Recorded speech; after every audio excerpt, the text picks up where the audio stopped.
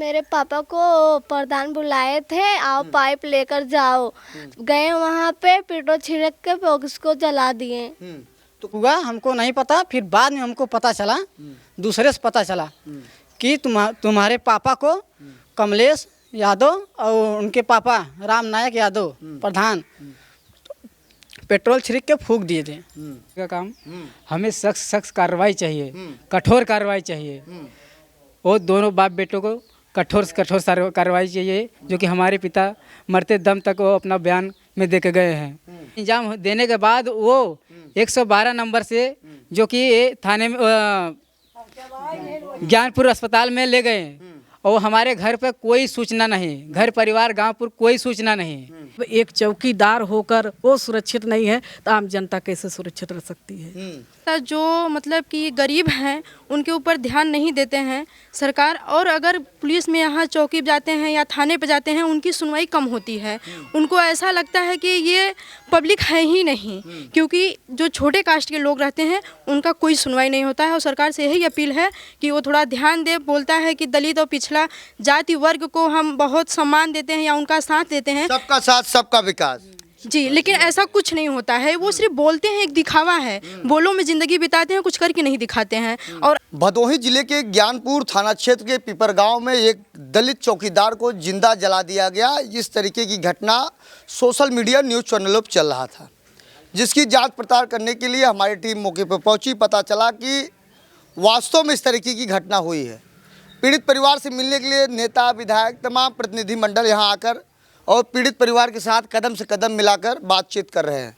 वहीं ज्ञानपुर के थाना प्रभारी अंजनी कुमार राय ने बताया कि घटना की सूचना पर तत्काल पीड़ित के तहरीर के आधार पर मुकदमा दर्ज कर लिया गया है। एक आरोपी जो कमलेश यादव था प्रधान, उसकी मां वर्तमान में है, उसे गिरफ्तार कर जेल भेज दिया गया। इसकी विवेचना ज्ञानपुर के सीओ श्री प्रभात कुमार राय जाँच कर रहे हैं। जाँच के आधार पर आगे की और कार्रवाई की जाएगी।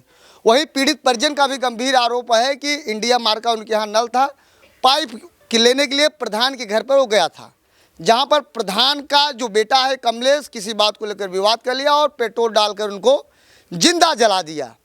और एक तरफ योगी सरकार लगातार कहती है पिछड़े और दलित के साथ हमेशा कदम से कदम मिलाकर खड़ी रहती है। वास्तव में ऐसी घटना जब हम लोग सुनते हैं तो बड़ा दुख होता है कि किस ज़माने में लोग चल रहे हैं। मेरे बीच में मृतक की बेटी मौजूद है, उधर उनकी पत्नी, उनको सुनाई नहीं देता है।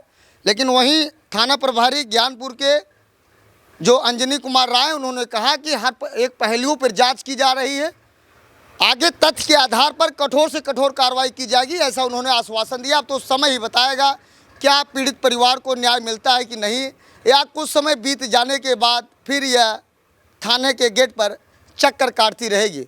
मैं तमाम ज़िलों में जब खबर कवरेज करता हूँ, तमाम ऐसे पीड़ितों से मिलता हूँ। शुरुआत में पुलिस उनके साथ कदम से कदम मिला के खड़ी रहती है, तमाम ऐसे प्रतिनिधि मंडल भी कदम से कदम मिला के खड़े रहते हैं। लेकिन कुछ दिन बाद जब समय बीत जाता है तो धीरे धीरे लोग अपने कार्य में लग जाते हैं और पीड़ित एक थैला लेकर थाने की गेट के सामने चक्कर लगाता रहता है। आइए बात करते हैं उस चौकीदार जिनकी जिंदा जलाकर मौत के घाट उतार दिया गया। मामला यह 9 तारीख का था। 10 तारीख को उनकी BHU में बनारस में उनकी मौत हो गई। तो मेरे बीच में उनकी बेटी, उनसे बातचीत करूंगा। क्या नाम है बेटा आपका? मेरा नाम प्रिया सरोज। प्रिया सरोज। तो ये बताइए, आप लोगों ने एक प्रधान की जो वर्तमान में जो प्रधान है चिंता देवी, उनके बेटे के ऊपर आरोप आप लोगों लगाए हैं कि आपके पिता को घर पर बुलाकर इसके बाद पेट्रोल डालकर जिंदा जला दिया, और एक 10-15 सेकंड का बयान भी सोशल मीडिया पर वायरल हो रहा है जिसमें आपके पिता बता रहे हैं कि वही लोग मुझे जिंदा जला दिए। तो क्या बात थी, क्यों विवाद इतना बढ़ गया? सर, मेरे पापा को प्रधान बुलाए थे, आओ पाइप लेकर जाओ। गए वहाँ पे पेट्रोल छिड़क के उसको जला दिए। तो कब आप लोगों को जानकारी हुई कि आपके पिता के साथ ऐसी घटना हो गई है? 7 बजे सुबह। तो प्रधान से कोई पहले से कोई दुश्मनी, ऐसा कुछ कोई बात? क्योंकि आप सरोज है, वो यादव है प्रधान। नहीं सर, कुछ दुश्मनी नहीं था। तो ये जो नल कब से आपकी खराब थी? हो गया 2-3 साल। तो 2-3 साल से नल खराब थी। तो प्रधान जी खुद बुलाए थे कि आपके पिताजी वहाँ गए थे? सर, वो प्रधान खुद बुलाए थे मेरे पापा को, तब मेरे पापा गए थे पाइप आने। तो वहाँ जब आपके पिताजी को बता रहे हैं कि जला दिया, आपके पिताजी मरने से पहले ही बयान दिया है, हाँ तो आपके लोग द्वारा वहाँ कोई बयान या कोई ऐसा रहा हो जो वीडियोग्राफी किया हो, जला दिया हो, ऐसा कुछ? वीडियो है सर, मेरे पापा बयान दिए हैं। तो आप लोग क्या चाहते हैं, कैसी कार्रवाई चाहते हैं आप लोग? सर उसको फांसी होना चाहिए, जल्द से जल्द सजा चाहिए मुझे उसको। क्या नाम भी है आपका? हमारा नाम संतोष कुमार है, सरोज है। संतोष कुमार जी, आपके पिताजी थे वो? जी सर। वो तो चौकीदार भी थे हाँ सर जी। ज्ञानपुर थाने के। जी सर। तो पहले कभी यादव जी से कोई बात ऐसी कुछ थी क्या? नहीं सर, कोई बात नहीं थी। तो इतना उग्र क्यों हो गया, जला क्यों दिए? पापा ने हमको फ़ोन किया था, हम घर पे नहीं थे, गए थे न्योते में, तो हमको फ़ोन किया था, तो बोले थे कि प्रधान ने हमको फ़ोन किए हैं कि पाइप लेने के लिए। तो हमने बोला कि ठीक है पापा जाओ देखो क्या कहते हैं। हमारे पापा बोले ठीक है जा रहे हैं, लेकिन तुम घर जल्दी आ जाना। हम कहा ठीक है पापा हम जल्दी घर आ जाएंगे। बस इतने से मेरे पापा बोले थे, उसके बाद फ़ोन रखे थे। फिर उसके बाद क्या हुआ हमको नहीं पता, फिर बाद में हमको पता चला, दूसरे से पता चला कि तुम्हारे पापा को कमलेश यादव और उनके पापा राम नायक यादव प्रधान पेट्रोल छिड़क के फूंक दिए थे, एक पाइप लेने के लिए बुलाए थे। तो कहाँ, शरीर के नीचे जलाए थे कि ऊपर? पूरी बॉडी जलाए थे, पूरी वीडियो है, रिकॉर्ड मेरी किया हूँ। तो अभी पुलिस ज्ञानपुर की आपकी मुकदमा दर्ज की है, एक आरोपी को जेल भेज दिया गया। तो आगे क्या चाहते हैं पुलिस से मदद? आगे चाहता हूँ पुलिस से मदद जल्द से जल्द कार्रवाई हो, कड़ी से कड़ी सजा मिलनी चाहिए दोनों लोग को। तो कितने लोगों को आपने नामजद दिया है FIR कॉपी में? दोनों लोग को FIR में दर्ज किया गया है, लेकिन एक लोग को निकाल दिया गया है। तो यह वीडियो आप देखिए, ये वीडियो में जले हुए हैं और आपको बता दूं ये मृतक के बेटे हैं। यहाँ तमाम प्रतिनिधि मंडल आ रहे हैं और उन लोगों का भी प्रयास है कि नहीं वास्तव में ही पीड़ित है और पीड़ित परिवारों को न्याय मिलना चाहिए।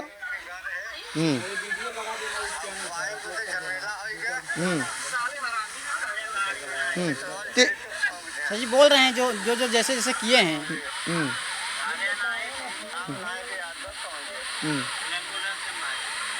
तो ये बताइए, अभी आपके यहाँ पूर्व विधायक जी आए थे और तमाम संगठन के लोग आ रहे हैं, उनसे आपकी क्या उम्मीद है, क्या उनसे मदद आपकी चाहिए? हमारी मदद यही है सर जी, हमको चाहिए कि जल्द से जल्द उनको गिरफ्तार किया जाए और जल्द से जल्द कार्रवाई की जाए दोनों को, यही हमारी मांगे हैं। पीपर गांव में ऐसे पहले भी कभी कोई घटना हुई थी, पहली बार ऐसी हो गई? पहली बार हुई है। तो SP साहब आए थे, DM साहब आए थे, कुछ आश्वासन दिए आपको? दिए हैं। क्या बोले हैं? जल्द से जल्द कार्रवाई की जाएगी, जितना मदद चाहिए मदद करूँगा। कितने भाई बहन हैं आप लोग? हम लोग भाई हैं, 5 भाई हैं, 1 बहन है। तो जो गांव की वर्तमान में प्रधान है चिंता देवी है, हाँ। और उन्हीं का लड़का ये घटना को अंजाम दिया है और उनके पति का भी आप लोग नाम बता रहे हैं। तो एक तो जेल गया है, अभी आपकी घटना की विवेचना ज्ञानपुर CO कर रहे हैं श्री प्रभात राय। तो उनसे क्या उम्मीद है, CO साहब से आप लोगों को क्या उम्मीद है? CO साहब से ये हमें आश्वासन से नहीं चलेगा काम, हमें सख्त कार्रवाई चाहिए, कठोर कार्रवाई चाहिए। और दोनों बाप बेटों को कठोर से कठोर कार्रवाई चाहिए, जो कि हमारे पिता मरते दम तक वो अपना बयान में दे के गए हैं कि एक हैंड पाइप की वजह से बहस हुआ और ये काम को अंजाम दिए बाप बेटा दोनों मिलकर। तो आपकी तो माँ सुन नहीं पाती, सुन रहा हूँ? नहीं, मेरी माँ 2.5-3 साल से पैरालाइज से है और जो कि पूरी तरह से वो चल फिर नहीं पा रही हैं और सुन भी नहीं पा रहे हैं और बोल भी नहीं पा रहे हैं। तो पुलिस आपकी मदद कर रही नहीं, ये बताइए पहले। अभी तक तो हमारे पास कुछ भी आश्वासन के सिवा अभी तक कुछ मिला नहीं है।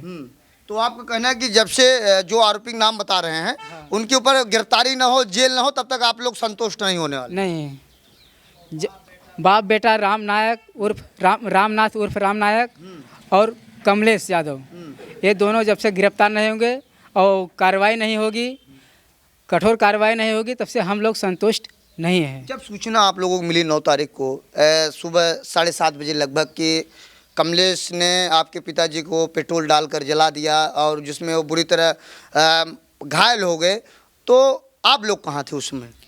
मैं घर पे नहीं था, मेरा छोटा भाई था, ये भी घर पे नहीं था, ये शादी के में गया था।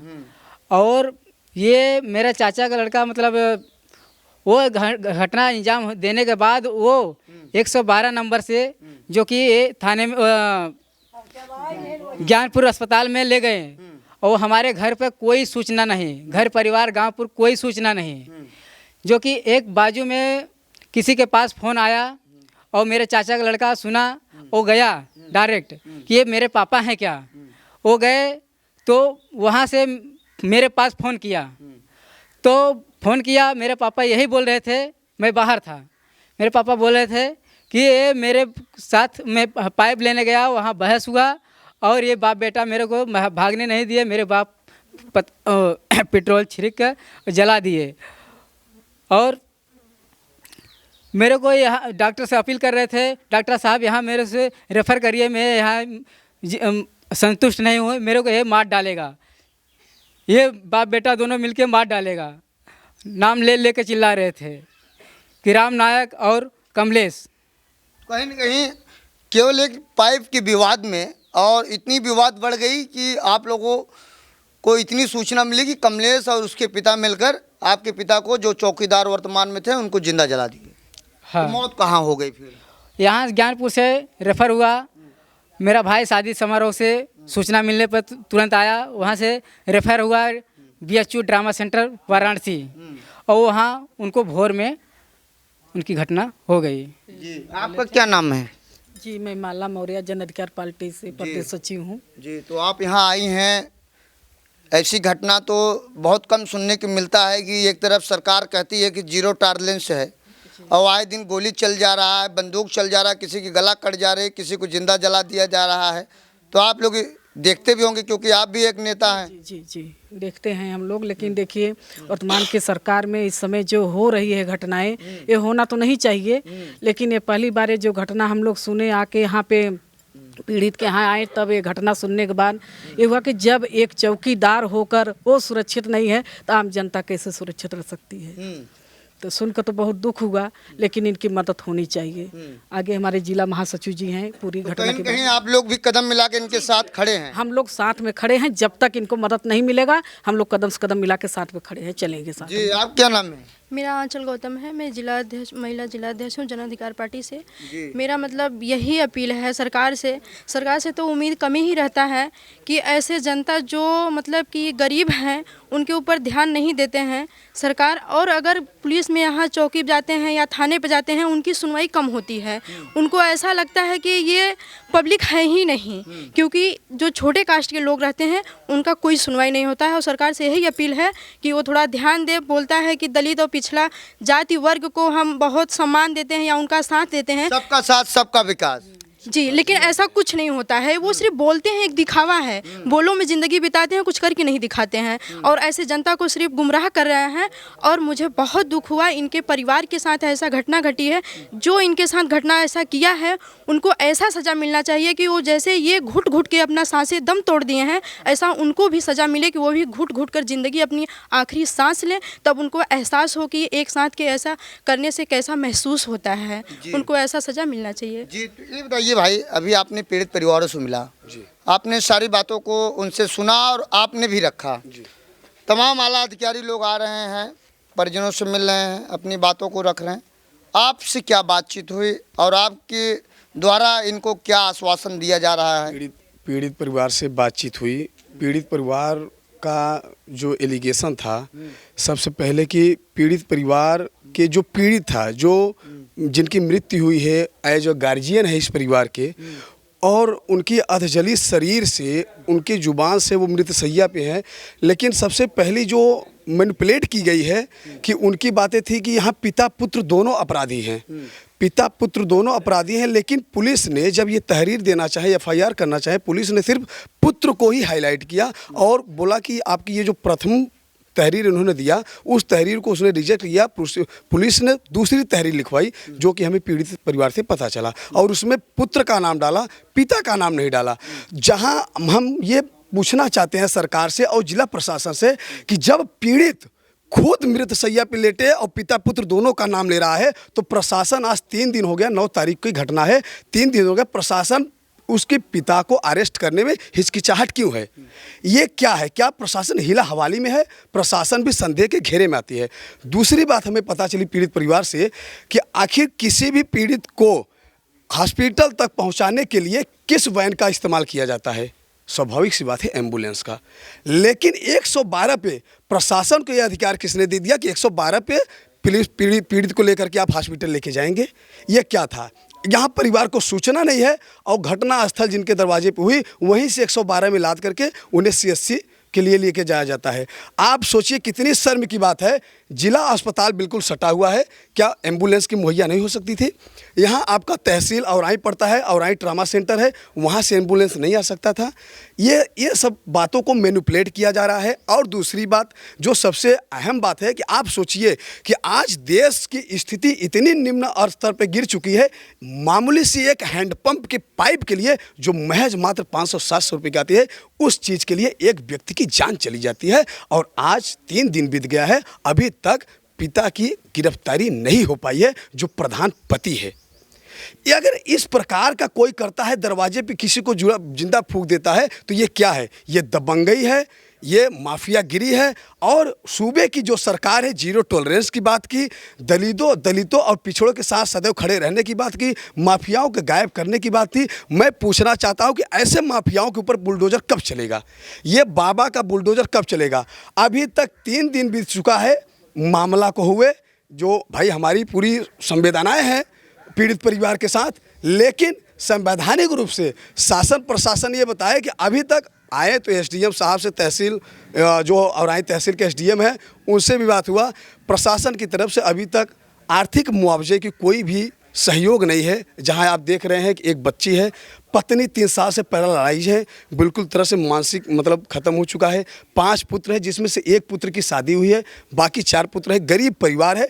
और सबसे बड़ी बात जो है कि वो एक चौकीदार हैं। चौकीदार एक तरह से पुलिस मित्र माना जाता है, वो ज्ञानपुर थाने के चौकीदार हैं। और जब अपने ही स्टाफ, अपने ही साथ खड़े होने वाले लोगों के साथ पुलिस प्रशासन खुल करके कार्य नहीं कर पा रहे, खुल करके कार्रवाई नहीं कर पा रही है, तो फिर आम जनमानस, यहाँ पे जितने भी ग्रामीण के लोग खड़े हैं, पूरे गांव में तनाव का माहौल है, पूरा गांव डरा हुआ है, सहमा हुआ है। आखिर ये जो पिछड़े दलित कहे जाने वाले लोग हैं, जो निम्न स्तर से लोग हैं, जो मेहनत मजदूरी करके जीवन यापन करने वाले लोग हैं, वो न्याय मांगने कहाँ जाएंगे? वो उनकी आवाज़ें किनकी सुनेंगी? भाई आने के तो बहुत से रूलिंग पार्टी के लोग आ गए। यहाँ के वर्तमान जो विधायक हैं, भाजपा से विधायक हैं, इन्हीं के जाति के हैं, इन्हीं के समाज के हैं, लेकिन आज उनका स्टैंड क्या है? समाज के साथ क्या स्टैंड है? न्याय को लेकर के क्या स्टैंड है?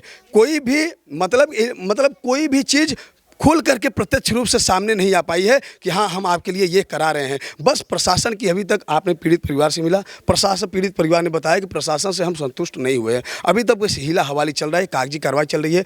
आप ये बताइए कि जब जो पीड़ित है वो खुद बयान कर रहा है, तो ऐसे किस चीज़ का इंतजार किया जा रहा है कि FIR में उनकी नाम कब जोड़ी जाएगी? पुत्र का, कमलेश यादव का अरेस्ट हो गया है, लेकिन उसके पिता को अरेस्ट नहीं किया गया है। आप FIR में उसका नाम काहे नहीं डाले? जो पीड़ित था, जिसकी मृत्यु हुई है, उसने खुद बयान दिया है। अब किस चीज़ का इंतजार कर रहे हैं? अभी तक 3 दिन हो गया, बोल रहे विवेचना के दौरान अगर आप डालेंगे। जो आप जिक्र कर रहे हैं, इस घटना पे थाना प्रभारी वहाँ खड़े हैं, अंजनी कुमार राय, ज्ञानपुर के, उनसे मैंने बातचीत किया। उन्होंने कहा कि इस घटना की विवेचना ज्ञानपुर के CO श्री प्रभात कुमार राय कर रहे हैं। और उन्होंने कहा कि जो BHO में जहाँ उनकी मौत हुई है, मरने से पहले उनका बयान नोट किया गया है। अब वहाँ CO साहब जाएंगे, उस बयान को लेकर आएंगे, उसी आधार पर आगे की धाराएं, आगे की जो अभियुक्त की नाम बढ़ा दी जाएगी और गिरफ्तारी कर जेल भेज दिया जाएगा, इस तरह की उन्होंने कहा। देखिए, उन्होंने जो कहा वो उनका प्रोटोकॉल हो सकता है, या फिर वो अपना पल्ला झाड़ के निकल रहे हैं, वो उनकी मामला हो सकती है।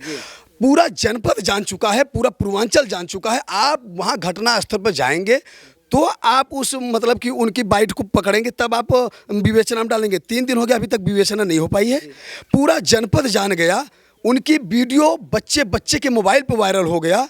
जो पीड़ित परिवार ने वीडियो अपना जो उनका बाइट बना हुआ है, उन्होंने जो बयान दिया है कि मुझे पिता पुत्र ने मिल करके मेरे ऊपर पेट्रोल छिड़का, मुझे घर पे बुलाया, मुझे जला दिया और मुझे यहाँ से लेके जाए ये लोग मुझे मार देंगे, और वास्तव में वही हुआ। वहाँ से इनका रेफर हुआ और बनारस पहुँचते पहुँचते उनकी डेथ हो गई है। और वो वीडियो अभी तक पूरे जनपद में वायरल हो गया है, पूरे पूर्वांचल में वायरल हो गया है, छोटे बड़े सभी के सोशल मीडिया पे एक्टिव हो गया है, और अभी तक सीओ साहब के पास ये वीडियो नहीं पहुँच पाया है। तो आप लोगों को क्या मांगे हैं? हमारी मांगे ये है कि पीड़ित परिवार के साथ निष्पक्ष न्यायिक जांच हो। अगर प्रशासन से नहीं हो सकती है तो एक न्याय कमेटी बनाई जाए और इसको हैंडओवर किया जाए सीबीआई के पास, क्योंकि इसके बहुत से ऐसे तथ्य हैं जिसको मैनिपुलेट किया जा रहा है, और इसे मैनिपुलेट न किया जाए। जन अधिकार पार्टी माननीय राष्ट्रीय अध्यक्ष सुकन्या कुशवाहा जी ने, हम लोग लखनऊ से सारी बात बताए, वहाँ से हम लोगों को आदेश मिला कि आप लोग वहाँ जाइए। हम आज अपने 12 कमेटी के साथ यहाँ पर आए हैं, जिसमें हमारे प्रदेश सचिव हैं, मंडल प्रभारी हैं, विधानसभा अध्यक्ष हैं, महिला अध्यक्ष हैं,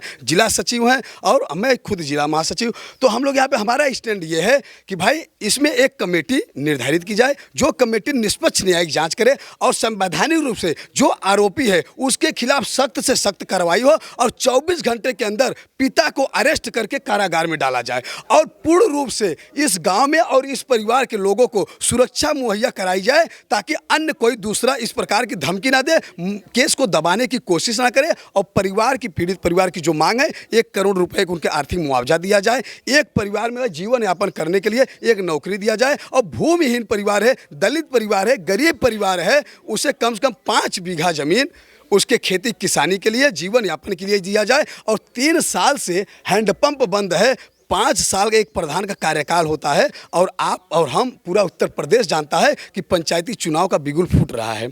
आज धीरे धीरे पंचायती चुनाव खत्म होने के कगार पे है। 3 साल से ये हैंडपंप बंद है। 3 साल के बाद आज वो व्यक्ति हैंडपंप की पाइप के लिए गया प्रधान के पास, और प्रधान का स्टैंड ये है कि आपसी मतभेद में, कहा सुनी में किसी को इस प्रकार से फूंक देना, यह बिल्कुल ही संविधान के लिए और लोकतंत्र की हत्या है। संविधान को बिल्कुल ताक पे रख करके मनमानी गुंडाराज भ्रष्टाचार चल रहा है, और सरकार इस पे स्टैंड नहीं ले रही। हम चाहेंगे भाई, सरकार से अपेक्षा तो कुछ है नहीं, लेकिन निवेदन है भाई, देश के सूबे के प्रदेश के मुख्यमंत्री से निवेदन है, ऐसे माफियाओं के ऊपर आप बुलडोजर कब चलाएंगे और कब सुनिश्चित करेंगे इस देश के पिछड़े दलित और गरीबों के सुरक्षा की बात आप कब करेंगे? आप पारदर्शिता की बात करते हैं तो इस न्याय में पारदर्शिता करिए। भदोही की जनता जाने कि इस न्याय में आपने नील का पत्थर साबित किया है पिपर गाँव में। हमारा यही है, और अगर जब तक इस पीड़ित परिवार की न्याय नहीं मिलेगा, सड़क से लेकर के संसद तक सफर करना पड़ेगा। तो जन अधिकार पार्टी पूरे ये पीड़ित परिवार के साथ खड़ी होकर के, चाहे हमें जिला कलेक्टर का घेराव करना पड़े, चाहे तहसील का घेराव करना पड़े, चाहे रोड पे चक्का जाम करना पड़े, लेकिन न्याय के लिए जन अधिकार पार्टी सड़क से लेकर के संसद तक सफर करेगी, पीड़ित परिवार के साथ खड़ी है और दिन रात खड़ी रहेगी। जी, तो मेरे बीच में जन अधिकार पार्टी के नेता थे और तमाम यहाँ लोग पहुँचे हैं, अपनी बातों को रख रहे हैं। वहीं पुलिस का भी कहना है कि आगे की जो प्रक्रिया है सीओ साहब जाँच कर रहे हैं, लेकिन वहीं परिजन का भी कहना है कि यह निर्मम हत्या है और ऐसे लोगों के ऊपर कठोर से कठोर कार्रवाई होनी चाहिए, और एक चौकीदार को इस तरीके से जिंदा जलाना यह बेहद दुखद बात है।